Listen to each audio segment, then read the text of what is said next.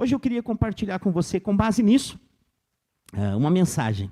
Sei que o obreiro Jonas já falou aqui sobre recurso, eu não vou falar propriamente dito sobre dinheiro, mas eu quero falar sobre a fragrância da sua oferta a Jesus. Uma oferta a Jesus, normalmente as pessoas associam a dinheiro. Mas lembre-se que nem tudo é dinheiro. Nós precisamos entender o que é mais valioso para nós. Você consegue olhar para a sua vida e ter uma dimensão do que é mais valioso para você? Alguns podem dizer, claro, isso também é, o meu filho, ou minha esposa, ou talvez o seu carro, a sua casa, os seus recursos, sua conta bancária. Pessoas avaliam coisas como prioridades em várias áreas. Mas a coisa mais valiosa que eu e você temos é aquilo que não tem como comprar com dinheiro. Eu estava vendo uma reportagem essa semana, muito interessante, de um bilionário chinês. Aparentemente pela foto novo, em que alguém que tem bilhões, alguém que tem milhões já tem muito dinheiro. Alguém que tem bilhões, aí a gente perde a noção de cifras. Mas que ele morreu engasgado com uma abelha. Uma abelha entrou na boca dele e ele morreu engasgado. Com mais de 2 bilhões na conta bancária. Eu comecei a pensar. Quantas pessoas vivem por dinheiro?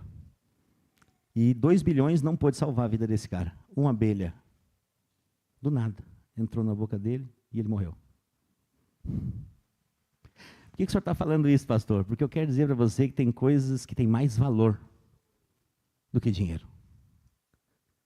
E tem coisas que o dinheiro não compra. O que tem mais valor para você, ou que deveria ter, é o seu tempo. A sua vida é tempo. Quando o seu tempo acabar nessa terra, deu. Acabou a sua trajetória aqui. Você vai para outra dimensão, para viver aquilo que deu, a sua decisão aqui na terra, te levou para viver no céu. Que vamos viver lá o que decidimos aqui. Então, falar de oferta envolve dinheiro, é claro, mais tempo. Sabe o que você está fazendo hoje aqui? Você está investindo tempo no Evangelho. Você está ofertando o seu tempo para buscar a Deus. E aqui tem um princípio ainda maior, porque hoje é o primeiro dia da semana. Então você está começando o primeiro dia da semana, consagrando a sua semana a Deus. Isso é poderoso. Só isso tem uma bênção específica para a sua vida. Agora, eu quero falar para você com base no exemplo de uma mulher da Bíblia, que fez uma oferta extravagante para Jesus. E essa passagem está em João, capítulo 12, versículo 1.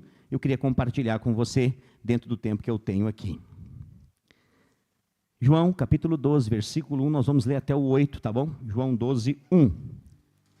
6 dias antes da Páscoa, quantos dias? Foi Jesus para Betânia. Para onde Jesus foi? Onde estava Lázaro, a quem ele ressuscitara dentre os mortos. Deram-lhe, pois, ali uma ceia. Marta servia, sendo Lázaro um dos que estavam com ele à mesa. Então Maria, tomando uma libra de bálsamo de nardo puro, muito precioso, ungiu os pés de Jesus e os enxugou com os seus cabelos. E encheu-se toda a casa com o perfume do bálsamo. Mas Judas Iscariotes, quem? Judas Iscariotes, um dos seus discípulos, o que estava para traí-lo, disse: por que não se vendeu esse perfume por 300 denários e não se deu aos pobres? Isso disse ele, não porque tivesse cuidado dos pobres, mas porque era ladrão, e tendo a bolsa, tirava o que nela se lançava. Jesus, entretanto, disse, deixe-a,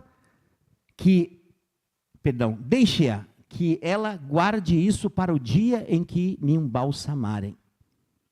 8 e último. Porque os pobres sempre tendes convosco, mas a mim nem sempre me tendes. Hoje eu quero contar um pouco da história, e essa história, ela se repete em 3 evangelhos. Você vai encontrar a história dessa mulher em 3 evangelhos específicos. Quando se repete, é sinal que é algo muito importante. Aqui nós vemos, eu gosto de chamar assim, para que nós possamos entender. Eu sempre gosto de explicar a palavra para você de forma como você possa entender. Como que Jesus fazia isso? Usando as coisas do dia a dia. Ele falava, os pássaros no céu, os lírios no campo, estão dois no moinho. O que ele estava dizendo? Ele estava usando o ambiente da época para ensinar o evangelho. Eu gosto de fazer isso, de ensinar você com base naquilo que estamos vivendo. Então, o que nós narramos aqui em João 12, nada mais é do que a célula que Jesus fazia parte. Jesus estava em Betânia. Betânia é uma cidade que todo nome tem um significado na Bíblia. Betânia é cidade dos pobres, cidade de aflição. E por incrível que pareça, era lá o lugar que Jesus gostava de estar. Ele gostava de estar na casa de aflição. Por quê? Porque quando Jesus chega na casa de aflição, imediatamente essa casa deixa de ser casa de aflição. Você me compreende?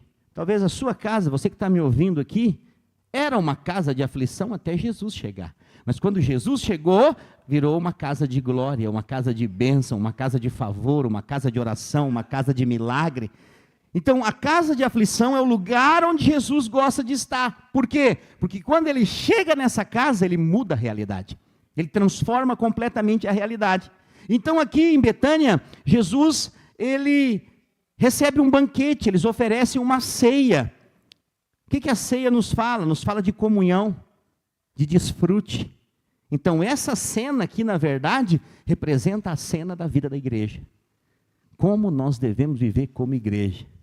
E é interessante que esse relato aqui acontece 6 dias antes da Páscoa. Então, isso quer dizer que é 6 dias antes da crucificação de Jesus. Jesus narra que aquela mulher com aquele perfume de nardo puro, caríssimo, estava preparando ele para o seu sepultamento. Existe um ritual judeu preparatório para todo funeral. Jesus estava falando sobre isso. Os discípulos não conseguiram entender muito quem estava ali na volta, mas uma pessoa se destacou ali. Você percebe que um discípulo só foi mencionado aqui, dos 12. Quem foi? Foi Judas Iscariotes, por causa da sua fala. Então, Jesus estava presente nessa ceia, os seus amigos estavam o servindo, e aqui eu gosto de chamar a sua atenção para algo muito importante.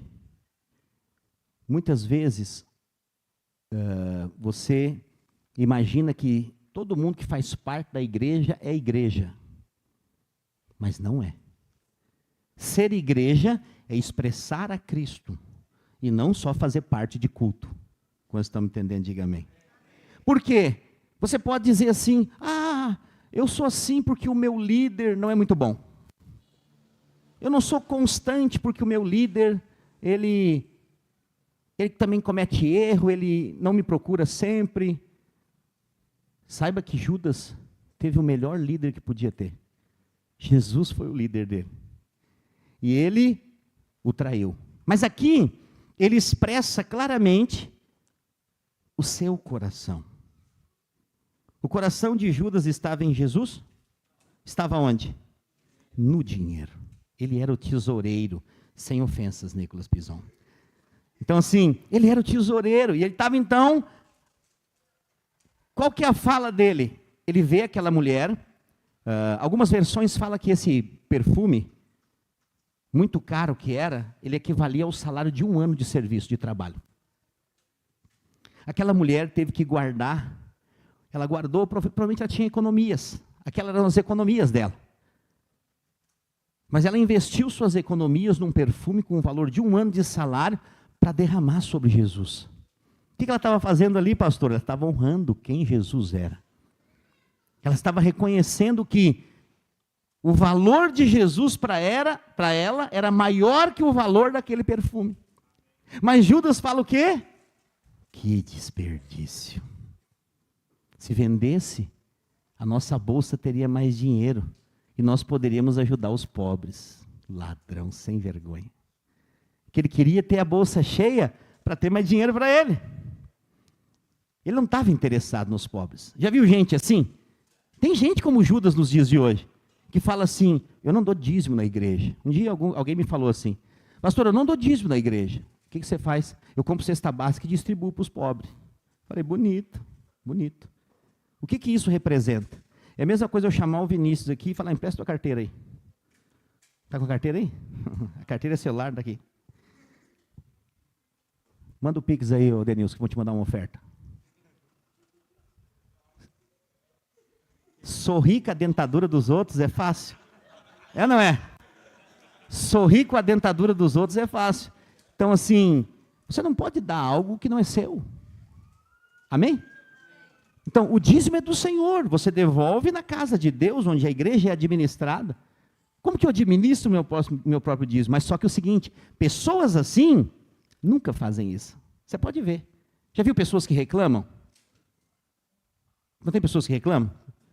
Ai, pastor, está muito frio esse prédio. Quanto você ofertou para botar uma porta de vidro aqui? Normalmente quem reclama é quem não ajuda com nada. Pode ver. Quem sempre reclama é quem não investe. Porque quem investe está feliz por investir no reino de Deus. Quando estamos entendendo, diga amém.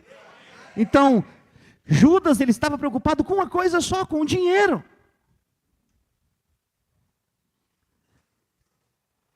Quando, na verdade, nós temos que estar preocupados com a obra de Jesus, que envolve recursos. Claro que sim, é inevitável. Nós estamos aqui falando hoje de uma oferta missionária para ajudar irmãos de outros países. Mas quer dizer, você nunca deveria dar essa oferta se isso não estivesse primeiro no seu coração.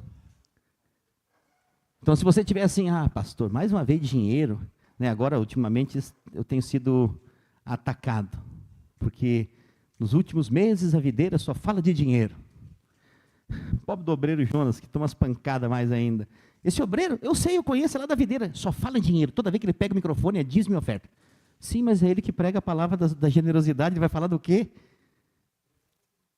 Mas isso, quem fala isso, são pessoas avarentas e que o coração delas está cheio de ganância por dinheiro. Essa é a verdade. Agora, Judas, ele expressa e representa. E ele estava na célula de Jesus. Isso mostra que, muitas vezes, nas nossas reuniões, nas células, no culto, vai ter pessoas que não nasceram de novo. Judas representa aqueles que não nasceram de novo. Mas por que Jesus nunca expulsou Judas do meio deles? Por que você acha? Porque ele tinha a expectativa que um dia Judas ia acordar. Então, isso nos mostra um princípio. Mesmo que as pessoas não sejam convertidas ainda, elas devem permanecer no nosso meio, porque um dia a palavra vai entrar e vai produzir novo nascimento genuíno. Quando estamos entendendo, diga amém. Porque Jesus, ele veio para os doentes e não para os sãos. E assim, se nunca ninguém te disse, eu vou te dizer. Você faz parte desse público. Não, pastor, eu sou uma pessoa de bem. Eu sou até bom. Segundo a Bíblia, não existe um bom. Só Deus. E agora, se Ele está em nós, aí sim, a Bíblia diz que bondade e misericórdia nos seguirão todos os dias da nossa vida. Mas se Ele está em nós, amém? Então nós vemos aqui que Judas estava nessa célula. Eu comecei por ele já, porque eu conto a parte pior primeiro, depois eu vou para a melhor para encerrar num alto melhor, um nível maior. Então, Judas, ele é alguém que vai estar, que estava aqui. Mas nós vemos aqui também mencionado um homem chamado Lázaro. Alguém já ouviu falar sobre Lázaro aqui? O que você poderia falar sobre Lázaro? O anfitrião, mas qual que é o testemunho dele? O cara que ressuscitou depois de 4 dias dentro de uma cova de cemitério. Imagina, pensa comigo. Se você tivesse um líder em treinamento assim. O cara estava morto, ressuscitou, sua cela ia ser lotada de gente, é ou não é? E é assim, é isso que acontecia aqui. Muita gente, Lázaro chegou a ser ameaçado de morte, porque muitos dos judeus estavam convertendo ao cristianismo por causa do testemunho dele. Agora, quem Lázaro representa? Eu e você. que estávamos mortos nesse mundo. O número 4 na Bíblia tem um significado, é o número do mundo. Por isso ele ficou 4 dias na morte, representando que quem vive no mundo vive debaixo de morte.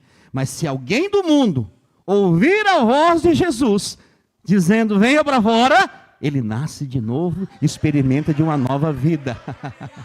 Você entende? Há um preço que foi pago no Calvário para trazer Lázaro da sepultura de volta à vida.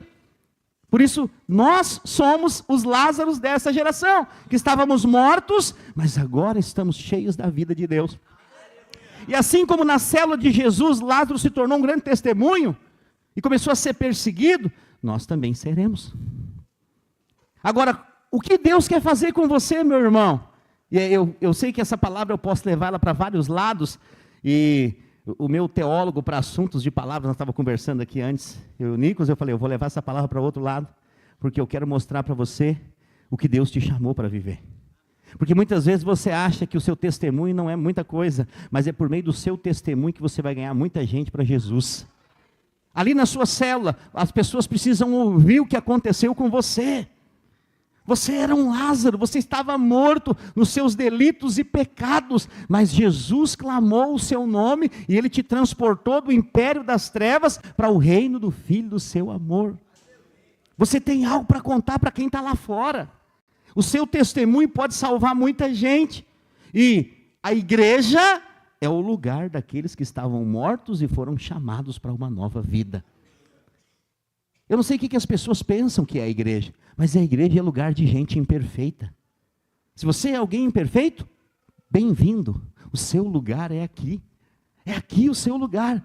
Porque quando alguém imperfeito conecta com o que é perfeito, a essência dele vai fluir através da sua vida.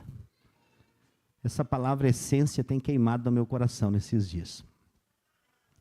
Há uma essência do cristianismo que Deus quer resgatar nos últimos dias, que envolve a pregação do reino, envolve viver a prática da igreja primitiva, a essência de Cristo.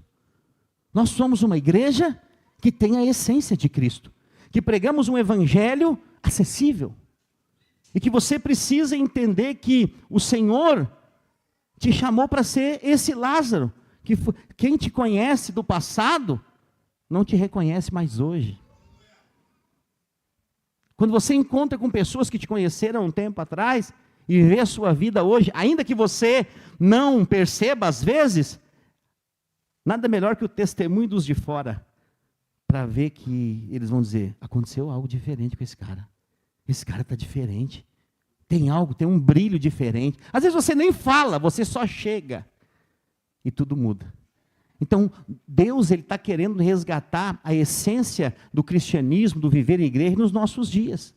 Porque sair na rua, encontrar com gente semi-morta e com gente de mau humor, cara amarrada, vida estrupiada, cada esquina a gente encontra. Mas encontrar alguém que tem a essência de Cristo e o brilho de Jesus, que é uma porta aberta para a salvação para muitas pessoas, é possível quando você entende quem você é em Deus. Então, a essência do que Deus tem para mim, para você, envolve sermos esse sacrifício vivo, santo e agradável a Deus, como culto racional, como aqueles que colocam a sua vida para viver o propósito de Deus nessa terra. Nós não podemos deixar que nada impeça de vivermos aquilo que Deus nos chamou para viver. Lázaro estava pedido de morte, mas ele não recuou, ele permaneceu. Então Lázaro aponta para essas pessoas, mas se você for ver, você vai ver aqui também que tinha Marta, irmã de Lázaro, que era alguém responsável pelo serviço. Muitos usam Marta como um símbolo negativo do cristianismo, mas não é. Cada um tem uma função e um chamado específico. Marta era mais ou menos como os irmãos hoje que vieram preparar esse culto aqui, esse prédio para você vir para cá. Então, é necessário que você chegue aqui e o prédio esteja razoavelmente limpo. As cadeiras limpas, um banheiro limpo para usar. Você possa ter um ambiente legal. Depois, se você quiser, dá um pulinho no final do culto lá na sala dos kids para você ver. Tudo forradinho, bonitinho. Final de semana os irmãos forraram, pintaram. Está pronta a sala, linda. Plantamos um arbusto verde no meio da sala lá, fictício, mas você vai, olha lá, parece mesmo. Estamos preparando tudo para eles lá. Falei para os irmãos, o lugar que nós mais investimos aqui, nesse prédio, foi nos kids. Mas, por quê? Criança é importante para nós. Então, muitas vezes é tido como Marta os que servem. Ali os irmãos do crachá servindo. É necessária essa função, sim ou não? Claro que é. Então, Marta fazia essa função. Mas ela também era responsável pela consolidação dessas pessoas.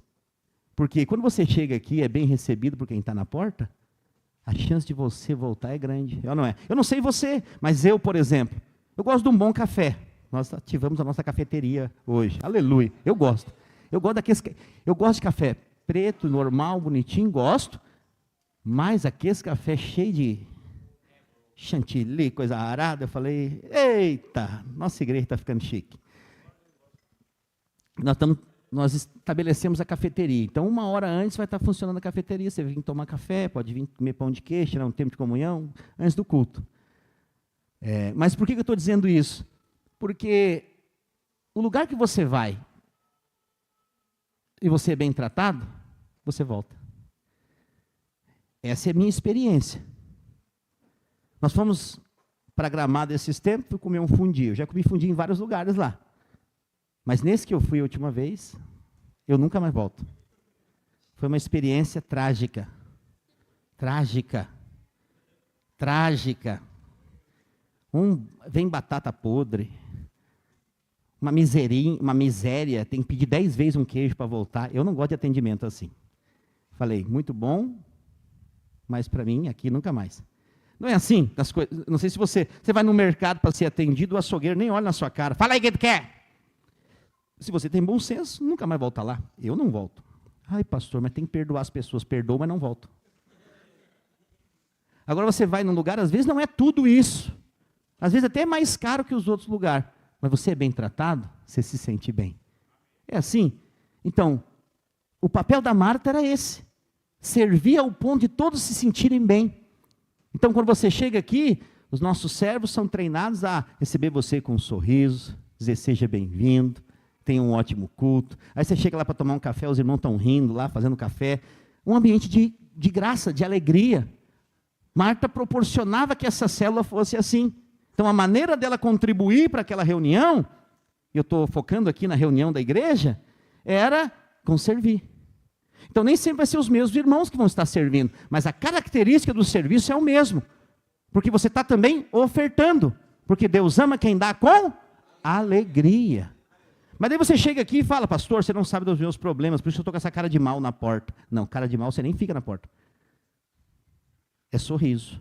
Mas se vier uma pessoa má, querendo nos roubar, não vai conseguir. E ainda se conseguir, depois Deus nos restitui. Mas nós precisamos tratar todos da maneira como nós gostamos de ser tratados.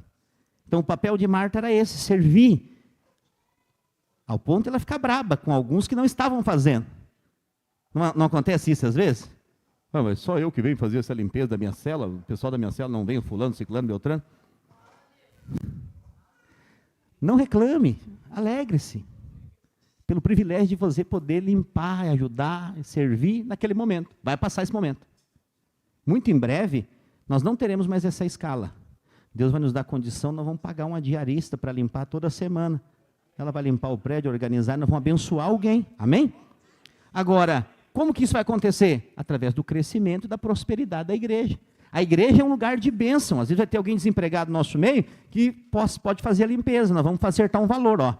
Toda semana você limpa, nós vamos te pagar tal. As células não vão precisar mais vir. Mas aproveite esse momento que você pode ainda ofertar isso. É uma oferta sua para Deus, entendeu? Você está ofertando isso a Deus. Você entendeu que eu estou dizendo que não é só dinheiro? Você está investindo o seu tempo na obra de Deus. Então, você vai ver que a igreja é um lugar de pecadores, como Judas, é um lugar de testemunhos poderosos, como o de Lázaro, que ressuscitou, mas é um lugar também de serviço, que envolve dedicação. E aí eu podia falar dos nossos encontros, de nossos irmãos que investem, e que trabalham, e que ofertam, e que ganham vida, e não reclamam, estão felizes. Por quê? Porque essa oferta não é direcionada para uma pessoa específica. No final das contas, essa oferta é para Deus. Porque ela vai resultar em salvação de vidas, em restauração de famílias, que é o que Deus tem para nós. Quantos estão entendendo, diga amém. E aí nós vemos aqui também que tinha um outro homem chamado Simão, o leproso. O leproso, a lepra na Bíblia, esse leproso aqui era onde a célula reunia na casa dele. Quando nós ouvimos falar sobre lepra na Bíblia, você precisa entender que lepra aponta para o pecado. Todo leproso, ele tinha que fazer duas coisas. Ele tinha que se isolar fora da cidade, e enquanto ele se deslocava, ele não podia chegar perto do povo, e ele tinha que gritar: leproso, impuro. Por quê? Porque as pessoas iam identificar ele e não iam chegar perto, porque a lepra pegava pelo contato. Se esse leproso entrasse no meio da multidão, a lei judaica condenava ele à morte. Ele ia ter que ser apedrejado até a morte. Esse leproso, ele viveu uma experiência de cura com Jesus. Ele foi liberto dos seus pecados. Existem pessoas que vivem uma vida para Deus, e gradativamente o Senhor vai te purificando, limpando. Imediatamente você nasce de novo no seu coração, mas a sua mente é velha. E à medida que você vai se expondo à palavra, a sua mente vai sendo transformada. Quando estão me entendendo, diga amém. Então, esse homem, ele é usado como alguém que expressou a sua gratidão. Quem são os nossos anfitriões hoje? São pessoas gratas pelo que Deus fez na vida delas. O que elas fazem em troco disso? Como gratidão, abrem suas casas para receber a igreja. E agora a igreja passa a reunir dentro da casa dessas pessoas. Só quem tem uma célula em casa sabe a bênção que é ter uma reunião da igreja na sua casa. O quanto que há uma bênção específica para isso. Nós teremos muitos anfitriões nessa cidade, em nome de Jesus, mas nós precisamos entender que nós vamos nos relacionar com todo tipo de pessoas no nosso meio. E nós precisamos aprender a lidar com todas elas. Alguém perguntou assim para mim: pastor, mas essas pessoas vão estar no nosso meio até quando? Muitas delas vão ser transformadas aqui nos nossos cultos. Quantos cultos muitas pessoas têm vindo aceitar Jesus aqui na frente? Você testemunha disso? Nós temos feito o apelo e elas têm vindo entregar. Ah, pastor, mas uns não estão voltando. Onde é que eles estão? Calma. Toda semente plantada, ela não volta vazia. A palavra não vai voltar vazia. Ela vai gerar uma semente que vai gerar transformação. Eu ouvi o evangelho muitas vezes, mas com 25 anos de idade, a divina semente germinou no meu coração. E ali eu converti.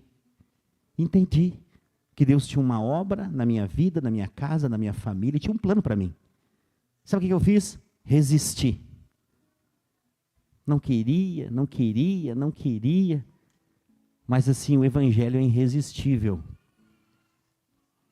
E teve uma hora que eu não consegui mais resistir. Eu fui parar numa célula, fui parar num encontro, fui parar num culto, e Deus me chamou para um ministério, para viver algo muito além ainda. O que é isso? É viver o ciclo de Deus para a sua vida. Hoje você está aqui me ouvindo, e você pode estar assim: pastor, eu quero viver isso, eu quero viver minha vida para Deus. Eu quero experimentar o que Deus tem para mim, dentro do propósito no qual Ele me chamou. Mas talvez você não saiba qual é o propósito de Deus para a sua vida. E como que eu vou saber? Vivendo a vida da igreja. É quando você vive essa vida em comunidade, que você vai encontrar o seu propósito. Aqui nessa célula de Jesus, nós vemos que, eu vou te falar algo aqui que talvez muitas pessoas não falam. Mas Deus não trata todo mundo igual. E existem filhos que amam mais a Deus uns que os outros. Sabia disso? Deus não ama você nem mais nem menos. Ele ama todos os filhos iguais. Porque o amor de Deus se representa na cruz. Na cruz Jesus morreu expressando o amor de Deus por nós. Mas existem filhos que amam mais a Deus do que outros. O sinal disso envolve a entrega. Quanto mais você entende para que Deus te chamou, menos você vai viver para você mesmo, mais você vai viver para o propósito. As pessoas acham que viver para Deus é simplesmente viver uma vida religiosa. Você que está conosco há mais tempo sabe que não é. Viver com Deus é viver uma vida no seu dia a dia, é ser cristão 24 horas. Não é só no culto, não é só... Agora, quantas casas de aflição nós temos hoje na nossa cidade? Muitas. Como que Jesus vai chegar até elas? Através da igreja. Eu tenho visto os irmãos indo visitar famílias. Louva a Deus, né? Os irmãos botando as fotos lá. Faça isso, quando você for fazer uma casa de paz, tira a foto, bota lá no grupo, para nós nos motivarmos uns aos outros, porque chegou o tempo de nós entrarmos em lugares onde nós não entramos ainda. Entrar em casas que estão clamando Você sabe que tem hoje, nessa cidade, casas que estão clamando por um socorro de Deus, mas ninguém chega lá. Eu tenho orado e pedido para Deus, levanta a nossa igreja para ser socorro em meio ao desespero, para ser luz em meio às trevas, para ser água em meio à sequidão do deserto dessa vida, que nós possamos ser uma fonte a jorrar, para que essas pessoas possam encontrar a verdadeira vida, como é aqui. Jesus era a vida para esse povo, cada um deles tinha uma experiência. E no fim, nós vemos então Maria. Há quem diga que essa Maria foi aquela mesma que Jesus expulsou vários demônios dela. E que essa mulher reconheceu de fato quem Jesus era. Como a canção diz, ela escolheu a melhor parte. Ela decidiu adorar a Deus. Jesus fala para o anfitrião: eu cheguei na tua casa, ninguém lavou meus pés. Ninguém me deu o ósculo santo.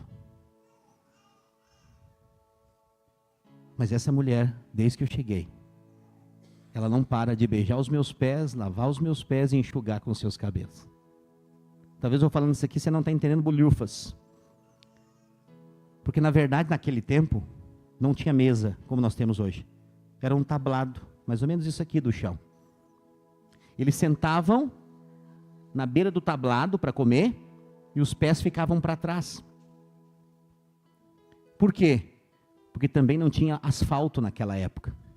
O carro daquela época era tração animal. E os animais não vão no banheiro. Eles fazem suas necessidades a caminho. Então imagina aqueles homens de sandália ou de pé no chão, andando pelas estradas, os pezinhos deles como é que era? Então tinha um costume.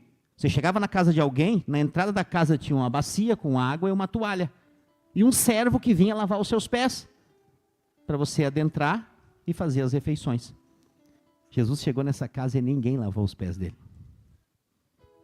Mas essa mulher fez isso. Ele falou também: ninguém me deu o ósculo santo. Você sabe o que é o ósculo santo? Hoje eu vou te ensinar, Leandro, que tu pratica o ósculo santo. Eu tive um pastor, ele é meu pastor até hoje, pastor Hugo Delmontes. Ele não tinha um que ele não chegava e dizia: paz, meu irmão. E dava um ósculo santo. O Leandro chega aqui, às vezes a pessoa fica olhando, ele vem me dar um beijo. Isso é uma prática, sabia? Do Novo Testamento, chamada ósculo santo. Jesus falou: ninguém me deu, mas essa mulher está beijando meus pés desde que eu cheguei aqui. O que ele estava mostrando ali? Ela estava reconhecendo quem ele era. Ela estava expressando a sua adoração para ele e ao mesmo tempo investindo algo de valor. Tudo que você se coloca à disposição para dar para Deus, precisa ser algo de valor. Precisa ser algo que vale a pena. Mas nunca pode ser algo obrigado. Pastor, eu sou dizimista aqui nessa igreja só porque é obrigado. Quem disse que é? Para de ser, não é obrigado. O dízimo aqui é uma expressão de gratidão pelo que Deus já te deu. É assim que você precisa entender. Eu estou dando oferta, porque se não verem a minha oferta lá, daqui a pouco vão falar de mim. Não dê. Você precisa dar oferta com amor. Eu falei para os irmãos, nós fizemos aqui o desafio da oferta do cimento para fazer o... Não para de gente. Pastor, tem cimento para doar, tem cimento. Alegria, generosidade. Entende o que estou dizendo? Não é por obrigação. Deus ama quem dá com alegria. Não importa valor. Talvez a sua condição pastor, o que eu posso fazer aqui é ajudar com o que eu tenho. Eu quero abrir minha casa para ter uma célula. Eu quero ser um líder, me treina para ser um líder. Eu quero abençoar aqui. Meu irmão falou assim essa semana, pastor, nós o povo da alegria, tudo para nós é motivo de festa. O povo está fazendo o que aqui? Comunhão. Comendo, se alegrando, celebrando Jesus.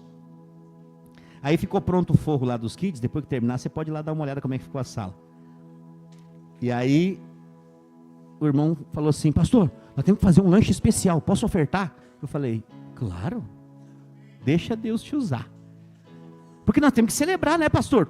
Nós somos um povo da alegria. Eu falei, exatamente. Nós temos que celebrar por tudo. Agora nós vamos fazer o muro aqui, fechar, vai ficar seguro aqui dentro, ninguém vai conseguir entrar. Aí nós vamos devolver a Cleide. Viu? Mais umas 2 semanas nós vamos devolver a Cleide. Amém? O Rafael vai ficar faceiro, o Rafael emprestou a Cleide. Só que eu vou devolver a Cleide e ainda vou te dar um presente por ter emprestado ela. Vai ficar melhor. Porque nós somos o povo da alegria. Então nós ficamos alegres quando a Cleide veio. Eu acho que vamos ficar mais alegres quando ela for agora. Sério, porque agora eu virei pastor, tratador de cachorro, limpador de... Mas ela está fazendo um bom trabalho. Nenhum boneco tentou entrar mais aqui depois que ela estava aqui. Porque a bichinha é venenosa. Ela faz assim, ó. Ela devia ser um gato de botas. Porque ela faz assim quando tu chega. Quando tu vira as costas, ela pega. Ela arranca o tendão de Aquiles. Sério? Depois tu conversa com o Márcio para te ver quanto estrago ele fez lá no Fátima. Ela fez lá no Fátima. Então o que eu quero dizer para você? Nós somos o povo da alegria. Então hoje as crianças lá no Domingo Kids estão sendo abençoadas com uma grande festa. Tem uma festa acontecendo lá. E lanche, comida, porque festa para nós envolve comida. É, não é? Então quer ver um crente feliz? É um crente bem alimentado. No corpo e no espírito, amém? Então nós estamos aqui hoje para celebrar o Senhor. Por quê? Porque Deus nos deu a graça de sermos chamados filhos de Deus. Nós fazemos parte dessa vida da igreja. E que nós devemos nos alegrar com tudo. Agora, por que eu estou falando isso? Porque isso serve de exemplo também para a sua casa. Quantas vezes nós esquecemos o que Deus já fez por nós e reclamamos? Não é? Não é assim? Às vezes você reclama do carro. Mas quando você não tinha carro, você pedia carro. Agora tem que arrumar esse carro. Que bom que você tem que arrumar o carro, senão que você tem carro. A minha mãe dizia assim, ó. Por que vocês reclamam de dor de cabeça? Agradeça a Deus, você tem cabeça. E ela nem conhecia a Bíblia. Mas a gratidão atrai o favor de Deus. Pastor, o senhor está falando de carro, mas eu estou orando pelo meu. E até hoje não tenho, ando a pé. Agradeço que você tem pernas. Sério. Tem gente que gostaria de ter as suas pernas. Nós precisamos ser gratos. Quando estamos entendendo, diga amém. Fique de pé no seu lugar. Hoje nós temos a oportunidade de fazer o que nós não precisamos. O que nós fizemos hoje aqui vai ser lembrado amanhã. Sabe que um dos detalhes dessa mulher chamada Maria, que derramou esse bálsamo sobre Jesus, que está lá em Mateus capítulo 26, no verso 13. Se puder projetar para mim, Mateus 26, 13. Tem coisas que vão ficar esquecidas para sempre, sabia? que vão passar. Sabe uma das coisas que vai ficar esquecida? Seus pecados. Jesus disse que ele lança do mar do esquecimento dos seus pecados, ele não se lembra mais. Então, os pecados vão ficar esquecidos. Não vão ser mais lembrados, porque o sangue de Jesus apaga. Mas existem coisas que você faz em Deus, que vão ser lembradas para sempre. E vai chegar um dia, que todos nós, e ouça bem aqui, olha, preste bem atenção no que eu vou te falar agora. Esse dia está bem perto. Nós estamos às vésperas de uma grande guerra que vai acontecer. Eu falei do apagão esses tempos atrás aí. Nós vamos orar por Israel. Ore por Israel. Israel é o povo de Deus. É a cidade do grande rei. Vai ser lá que ele vai voltar. Nós vamos orar. Essa cidade está cercada por inimigos. Sendo atacada brutalmente. Mas isso está escrito. Está escrito que ia acontecer. Nós estamos às vésperas da volta de Jesus. E nós precisamos ser encontrados no lugar que Ele nos colocou. No centro da vontade dEle. E fazendo o que Ele nos mandou fazer. Que é ganhar vidas. E olha o que Mateus capítulo 26, verso 13 diz a respeito dessa mulher. Jesus está dizendo, em verdade vos digo, onde for pregado em todo o mundo este evangelho, será também contado o que ela fez para a memória sua. Jesus disse que o que ela fez jamais seria esquecido. Olha nós aqui 2000 anos depois. Qual foi a protagonista da nossa história hoje? Essa mulher. Que fez uma oferta impossível para as condições dela. Que vinha de uma casa de pobreza e aflição. Mas ela deu o seu melhor para Deus. Muitos num momento como esse, sabe qual seria o apelo? Você também tem que dar tudo para Deus. Pega a sua carteira agora e esvazia. Essa não é a mensagem. A mensagem é, nós precisamos que o nosso coração seja inteiramente dele. Essa passagem não está falando de dinheiro. Está falando de coração. Sabe por quê? Porque a Bíblia diz que onde estiver o seu tesouro, aí estará também o seu coração. Se o seu coração estiver em Deus, o seu tesouro está ali. E ali você vai ser suprido em tudo que você precisa. Alguns entre nós aqui serão pastores. Outros serão grandes evangelistas. Outros serão os maiores investidores da obra de Deus aqui nessa cidade. Cada um no seu potencial, como essa célula que nós vimos aqui acontecer em Betânia. Mas por causa do potencial e do chamado de cada um, o corpo inteiro cresce. E Jesus é anunciado. Você percebe que tudo aqui envolve Cristo? Lázaro, o milagre. O leproso, a cura. Porque ele é aquele que ressuscita e aquele que cura, que te lava dos teus pecados, a lepra. É aquele que te usa para ser um servo, para servir, mas também te faz um verdadeiro adorador que o adora em espírito e em verdade. Isso tudo tem a ver com o coração, que envolve entrega. Eu queria orar por você hoje. Aí no seu lugar, feche os seus olhos por um instante. Eu quero encerrar assim. Pai, em nome de Jesus eu quero declarar. Nós consagramos tudo que foi pregado aqui hoje. E sabemos que o coração dos teus filhos é como um receptor da tua palavra. Eu declaro que a tua palavra, que entrou como uma divina semente, possa gerar fruto a 30, a 60, a 100 por um no coração dos teus filhos. Eu oro nessa noite, te dando graças por tudo que o Senhor tem nos proporcionado, investir na tua obra, nosso tempo, nosso coração, os nossos recursos, a nossa alegria de servir ao Senhor.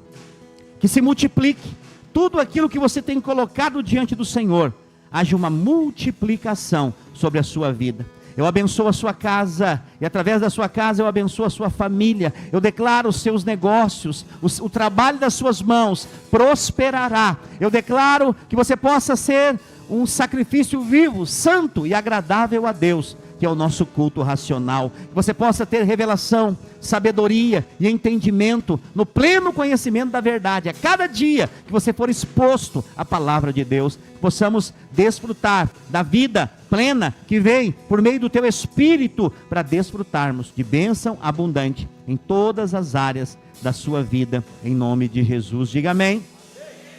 O querido do Senhor, ergue as suas mãos, eu quero te abençoar. Eu declaro que o amor do Pai, a graça do Filho e a comunhão do Espírito Santo esteja sobre a sua vida. E eu profetizo uma semana de vitória, uma semana de portas abertas e de boas notícias sobre a sua vida. Eu declaro que os planos de Deus vão dar certo na sua vida sempre. O projeto dele vai se cumprir. Você foi escolhido por Deus. Estamos encerrados. Deus abençoe a sua semana. Dê um abraço pelo menos 3 irmãos, declare sobre ele uma semana de vitória em nome de Jesus.